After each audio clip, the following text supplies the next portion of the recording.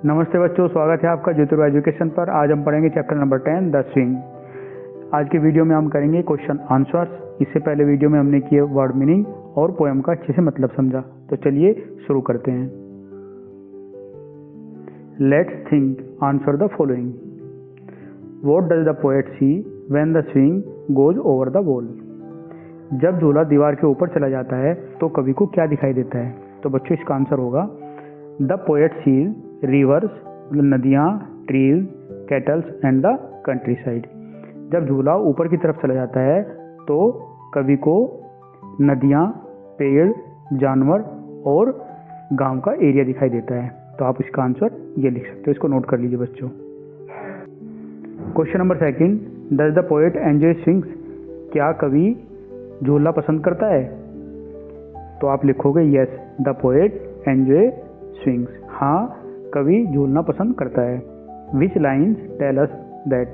कौन सी line poem की हमें बताती है कि कवि झूलना पसंद करता है? तो बच्चों वो लाइन है, the line is oh I don't think it is the present tense thing ever child can do. तो देखिए मैं आपको पोएम में दिखाता हूँ कहाँ पे हमें वो लाइन मिल जाएगी।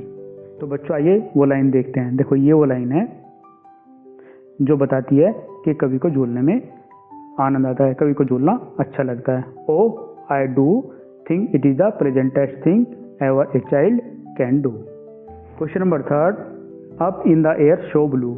बच्चों ये पोएम की लाइन है, up in the air so blue. Why do you think the poet says the air is blue?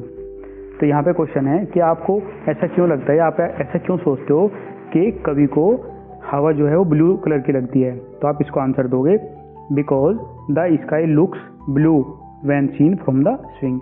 जब झूले में आप ऊपर की तरफ से देखते हो तो आपको आसमान नीला दिखाई देता है, तो इस वजह से जो पोएट को लगता है कि एयर ब्लू है। तो आपका ये आंसर हो जाएगा, आप इसको लिखोगे। Think and discuss. Question number 1, have you seen a swing? Where have you seen it? क्या आपने कभी झूला देखा है? अगर देखा है तो आपने कहाँ पे झूला देखा है? And what was it made of? और वो किस चीज़ का बना हुआ था? तो आपका आंसर हो जाएगा ये वाला, yes I have seen a swing in the park. मैंने पार्क में एक झूला देखा है and it was made of would and ropes. ये वुड और रोप्स का बना हुआ था। तो आपका आंसर ये वाला हो जाएगा, फर्स्ट वाला। Question number 2, what would you like to see when you are up in the air on a swing? Question number 2 ये है कि जब आप झूले में ऊपर की तरफ होते हो तो आपको क्या देखना पसंद करोगे, क्या देखना आपको अच्छा लगेगा? तो आप उसका आंसर लिखोगे yes I would like to see, मैं देखना पसंद करूंगा माउंटेन्स, पहाड़, रिवर्स, नदियाँ एंड बर्ड्स फ्लाइंग, और उड़ती हुई चिड़िया। तो आपका आंसर सेकंड वाला ये हो जाएगा और फर्स्ट वाला ये हो जाएगा। आप इसको नोट कर लीजिए। Let's learn stringing together. जीवन वेटेड, जीवन ने इंतजार किया। जीवन वेटेड फॉर द बस, जीवन ने बस का इंतजार किया। बच्चों यहाँ पे ध्यान रखना, जो नेक्स्ट सेंटेंस होगा वो पहले सेंटेंस से ज़्यादा बड़ा होगा। जीवन waited for the bus all morning, आपने नोट किया।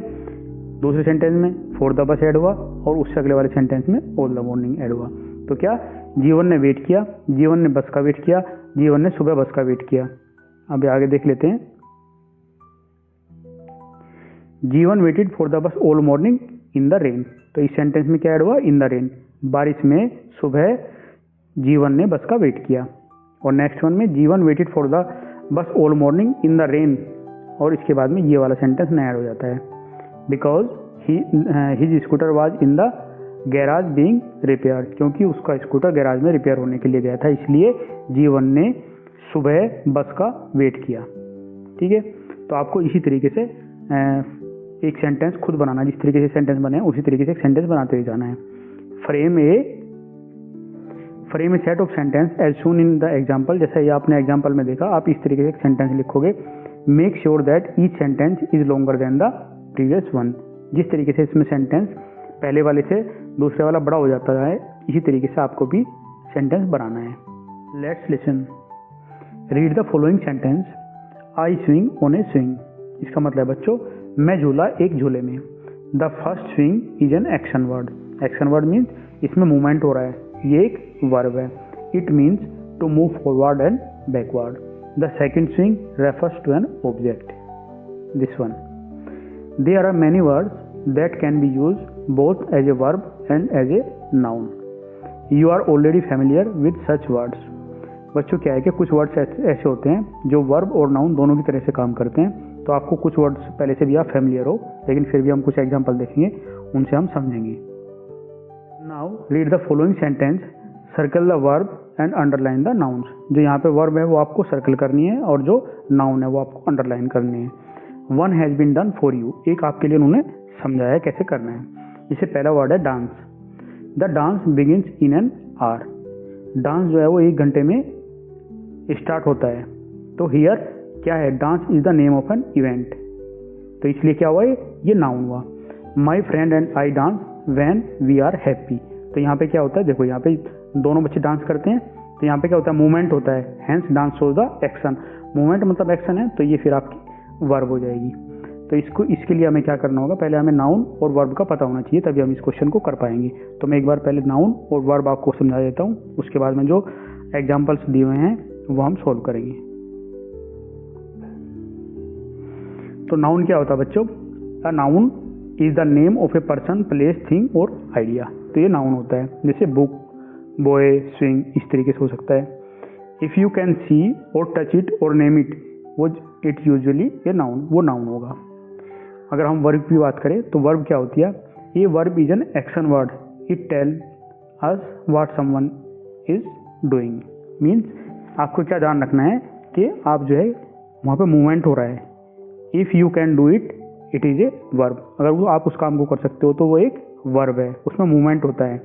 लेकिन जो नाउन होता है, नाउन क्या होता है, किसी चीज़ का, पर्सन का नेम हो सकता है, प्लेस का नेम हो सकता है, थिंग हो सकती है और या आइडिया हो सकता है. तो चलिए आगे देखते हैं.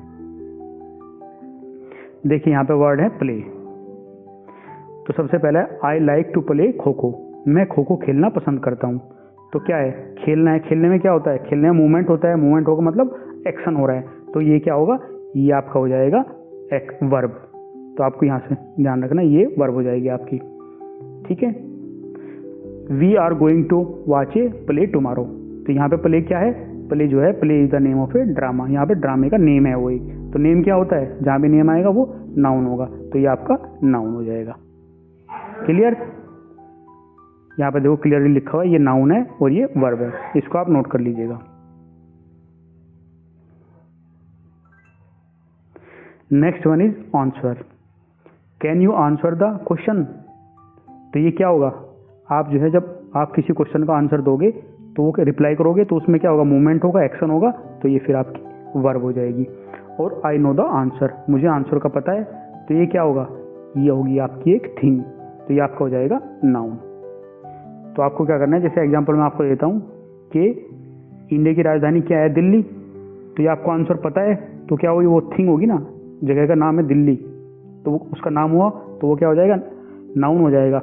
लेकिन जब आप किसी को बताओगे कि इंडिया की राजधानी दिल्ली है, तो क्या होगा, वो आपने उसमें मूवमेंट किया, एक्शन किया, तो आपकी हो जाएगी वर्ब.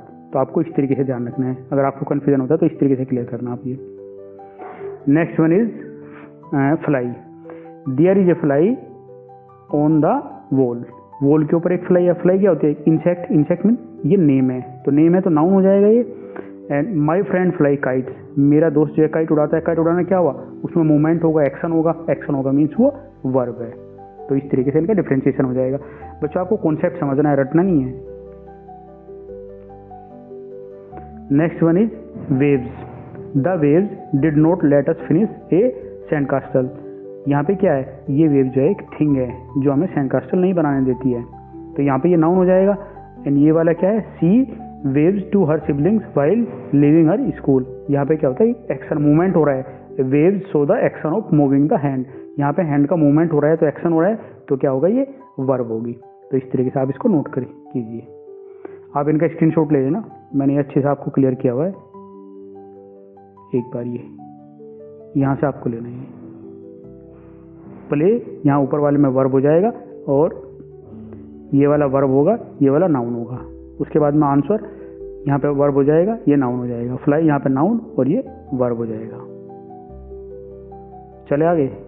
इसका वो ले लीजिए आप एक बार. वेव्स में ये वाले नाउन हो जाएगा फर्स्ट वाला, और ये वाला वर्ब हो जाएगा. Tongue twister. बच्चे टंग ट्विस्टर है, आपको जोर जोर से बोलना है, तो ये आप प्रैक्टिस करना. Let's listen. Your teacher will read out the poem again. Listen carefully and make a list of words that rhyme. You may add 2 more words of your choice as well. तो बच्चों यहाँ पे क्या होगा, आपका teacher poem पढ़ेगा, उसमें से आप राइमिंग वर्ड्स छांटने हैं। तो टीचर वाले ये हो जाएंगे और आपके अपने खुद के इस साइड में आप यहाँ पे लिखोगे ये वाले। जैसे एग्जांपल उन्होंने दिया है स्विंग और थिंग, तो स्विंग क्या है, झूला, तो झूला और ये राइमिंग वर्ड थिंग हो जाएगा। इस तरीके से आपको रिंग और किंग बना दिया। तो इस तरीके से बाकी वर्ड भी आपको पोएम में से छांटने हैं। तो मैंने आपके लिए छांट के लिखे हैं, आप इनको नोट कर लीजिएगा। जैसे ब्लू का हो जाए ब्लू ट्रू, ये राइमिंग होगा तो आपका वर्ड हो जाएगा ब्लू और क्लू। वाइड साइड यहाँ पर हो जाएगा राइड और हाइड। ब्राउन टाउन यहाँ पे क्राउन और gown. Garden pardon harden warden. Vole hole coal और फोल। तो इसका आप स्क्रीनशॉट ले लीजिए, ये आपके पोएम में से हैं। इस साइड के जो है पोएम के हैं और ये इस साइड वाले आपके खुद के हैं। Let's write. I do think it is the pleasantest thing every child can do. देखो बच्चों, ये पोएम की लाइन्स हैं। The word pleasantest means enjoyable. Means pleasantest का मतलब होता है एंजॉयबल, जिसमें एंजॉय के सबसे ज़्यादा एंजॉय आता है, उस चीज़ को हम बोलते हैं pleasantest. There are many thing that people enjoy doing. बहुत सारी ऐसी चीज़ें होती हैं जिनको लोग पसंद करते हैं। Right A short paragraph about the activities you enjoy doing your free time. तो आपको वो एक्टिविटी लिखनी है जब आप फ्री होते हो, उनको एंजॉय करते हो, तो उसके बारे में एक पैराग्राफ लिखना है। आपके एग्जाम्पल के मैंने ये लिखा है, आप इस तरीके से आप भी लिख सकते हो ये वाला पैराग्राफ से। इसमें लिखा है in my free time I like reading story books and playing with my friends. जब मेरा फ्री टाइम होता है तो मैं स्टोरी बुक्स और अपने दोस्तों के साथ में खेलना पसंद करता हूँ। I also enjoy drawing and colouring pictures. मैं ड्राइंग और पिक्चर कलरिंग भी पसंद करता हूँ। These activities make me happy and relax. ये एक्टिविटी मुझे हैप्पी और रिलैक्स करती हैं। इसके अलावा आप इसमें 2-3 चीज़ें और भी जोड़ सकते हो, कुछ और सेंटेंस जोड़ सकते हो जो आपको अच्छा लगता है वो यहाँ पे ऐड कर सकते हो। प्लेइंग क्रिकेट और गेम और कुछ भी इस तरीके से आप ऐड कर सकते हो उसमें।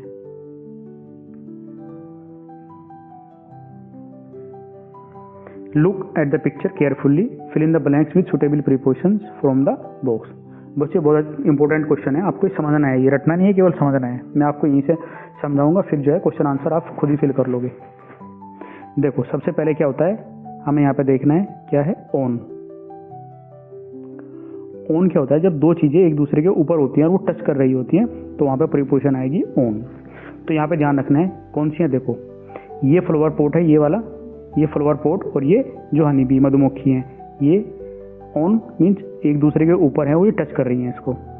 और यहाँ पे ये एबो है, एबो भी एक दूसरे के ऊपर ही होता है लेकिन वहाँ पे टच नहीं होता है। जब आप इसको बटरफ्लाई को देखोगे तो ये टच नहीं कर रही है, लेकिन यहाँ पे जो हनी बी है वो टच कर रही है।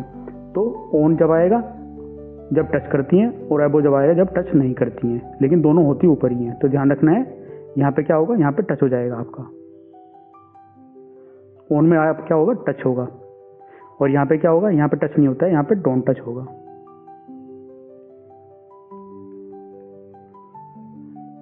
तो आपका ये फंडा क्लियर हो जाएगा, हमेशा के लिए क्लियर हो जाएगा। ऑन और अबो दोनों प्रीपोजिशन जो है वो ऊपर के लिए आती है, लेकिन ऑन कब यूज करते हैं, जब टच होती है, और अबो जब यूज करते हैं जब टच नहीं होती है। तो ये क्लियर हो गया आपका। आप इसका स्क्रीनशॉट ले लो। जो बटरफ्लाई है वो एबो है और जो मधुमक्खी है वो ऑन है। हो गया नोट बच्चों। अब नेक्स्ट वाला समझेंगे। देखो बिसाइड, अब हमें देखना है बिसाइड। बिसाइड में क्या होता है कि जब 2 चीज़ें साइड बाई साइड होती है, ठीक है। जैसे यहाँ पे क्या है, फ्लावर पॉट और ये जो लीफ है ये क्या है अपनी साइड साइड में दोनों, तो यहाँ पे बोलेंगे हम बिसाइड। तो यहाँ पे ये बिसाइड आ जाएगा। फिर है बिटवीन। बिटवीन क्या होता है, जब 2 चीज़ों के बीच में एक तीसरी चीज़ होती है, जैसे ये वाली, ये जो है ये इन दोनों फ्लावर पॉट के बीच में है, तो यहाँ पे क्या आएगा आपका, बिटवीन आएगा। क्लियर। फिर आ गया in front of. In front of का मतलब होता है सामने। तो यहाँ पे क्या है, ये वाला, ये जो कैटरपिलर है ये क्या है, इन फ्रंट ऑफ होगा, इसके सामने है, ये फ्लावर पॉट के सामने है, तो यहाँ पे इन फ्रंट ऑफ आएगा। ये आगे फिल करना है बच्चों, आपको ध्यान से देखना है इनको। नेक्स्ट वन है फिर बिहाइंड। बिहाइंड का मतलब होता है पीछे। तो वाटर कैन जो है वो इसके गमले के पीछे है, तो यहाँ पे ये आ जाएगा बिहाइंड। क्लियर। ये बिहाइंड का हो जाएगा। फिर लास्ट वन है अंडर। अंडर मतलब होता है किसी चीज़ के नीचे, तो जैसे चींटी क्या लीफ के नीचे दिखाई दे रही है आपको, तो ये अंडर में आ जाएगी। तो चलिए आप सेंटेंस देखते हैं, उसमें देखते हैं किस तरीके से फिल करने हैं। देखिए बच्चों यहाँ पे सेंटेंस दिए गए हैं, there is a ladybug. तो लेडी बग हमने देखी थी, लेडी बग कहाँ थी, दोनों फ्लावर पोट के बीच में थी, तो वहाँ पे क्या आएगा, बिटवीन। तो ये आपका आंसर हो जाएगा, between the two flower pots. अब बटरफ्लाई इज फ्लाइंग, मैंने बताया था जब कोई चीज़ ऊपर होती है, टच नहीं करते, तो वहाँ पे क्या आता है, अबव आता है, तो यहाँ पे अबव आएगा, above the flower. Third one, A honey bee is sitting on, क्योंकि वो फ्लावर के ऊपर बैठी हुई थी और वहाँ पे टच थी वो ऊपर, लेकिन वो टच थी, तो वहाँ पे क्या आएगा, ऑन आएगा। आपके सारे कॉन्सेप्ट यहाँ से क्लियर हो जाएंगे। Next one is the water can is, उसमें क्या बताया था, बिहाइंड, उसके पीछे की तरफ है, बिहाइंड द फ्लावर पोट, यहाँ पे आप बिहाइंड लिखोगे। And next one is an ant is walking, क्या लीफ के नीचे की तरफ थी, तो अंडर करोगे। और एक कैटरपिलर इज वॉकिंग, कहाँ वॉक कर रहा है कैटरपिलर, वो जो है फ्लावर पोट के आगे की तरफ वॉक कर रहा है, तो वहाँ पे क्या लिखोगे, इन फ्रंट ऑफ, उसके सामने की तरफ, ये आपका फ्रंट ऑफ ही आ जाएगा। And a leaf has fallen, leaf क्या थी, फ्लावर पोट के आगे की तरफ, वो बराबर में थी, तो वहाँ पे आएगा beside. Let's do swings of imagination. तो बच्चे इसमें क्या करना है, आपको अपनी इमेजिनेशन का एक झूला बनाना है, जो आपको लेकर कहीं भी जा सकता है, जैसे आउटर स्पेस में, जंगल में, बुक वर्ल्ड में, कहीं पर भी लेके जा सकता है। आप उसके बारे में कुछ लाइन्स लिखोगे, तो आप जो है इस तरीके का एक बना सकते हो। फॉर एग्जाम्पल मैंने लिखा है और इसमें ये पैराग्राफ भी लिखा है, ठीक है। आप इसका स्क्रीनशॉट ले लो और इसको फिर आप इस तरीके से लिख सकते हो। Let's explore. बच्चों इसमें क्या करना है, एक्सप्लोर करना है आपको, आपके कुछ फेस्टिवल या मंथ्स के ऐसे नाम बताने हैं जिसमें हम झूला झूलते हैं, और वो अपने क्लासमेट के साथ में आपको शेयर करना है, डिस्कस करना है। तो जैसे एग्जाम्पल, फॉर एग्जाम्पल हम तीज में, सावन के महीने में तीज पे झूलते हैं, तो आप वो लिख सकते हो, उसके बारे में 2-4 यहाँ पे लाइन लिख सकते हो, अपने क्लासमेट से डिस्कस कर सकते हो। तो बच्चों आपका चैप्टर यहाँ पे ओवर होता है। हमने इसके क्वेश्चन आंसर पूरी एक्टिविटी कंप्लीट की है, और इससे पहले वीडियो में हमने पूरी पोएम का मीनिंग समझा था और वर्ड मीनिंग किए थे। अगर आपको अच्छा लगा हो तो प्लीज़ लाइक शेयर सब्सक्राइब करना, and thank you for watching.